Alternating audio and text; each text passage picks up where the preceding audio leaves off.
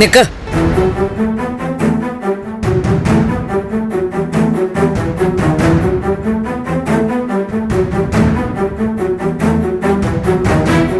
എവിടായിരുന്നു നന്ദ ഇതുവരെ?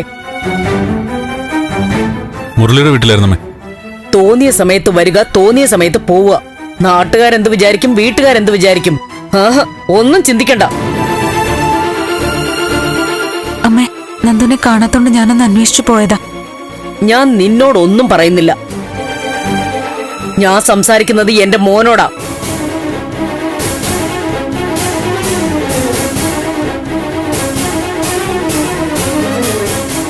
നോക്ക്, മറ്റെന്തൊക്കെ സംഭവിച്ചിട്ടുണ്ടെങ്കിലും ഈ കുടുംബത്തിൽ ചില പൊതുരീതികളുണ്ട്.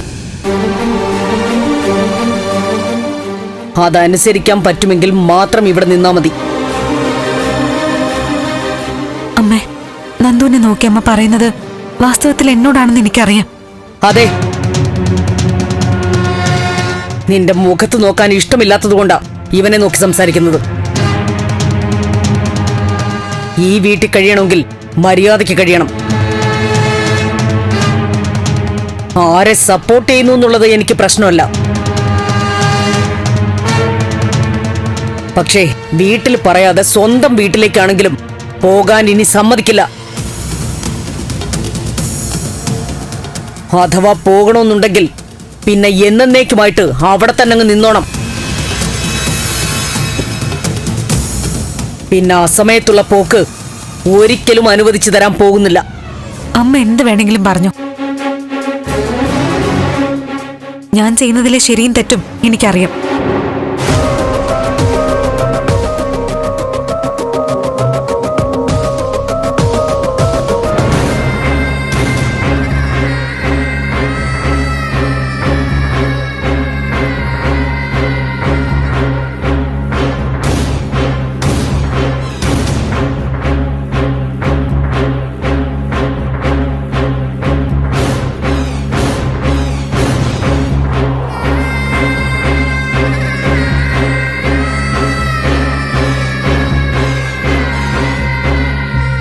ഫ്ലവേഴ്സ് സ്മാർട്ട് ഷോ ശനി ഞായർ ദിവസങ്ങളിൽ രാത്രി 9:30 ഫ്ലവേഴ്സിൽ.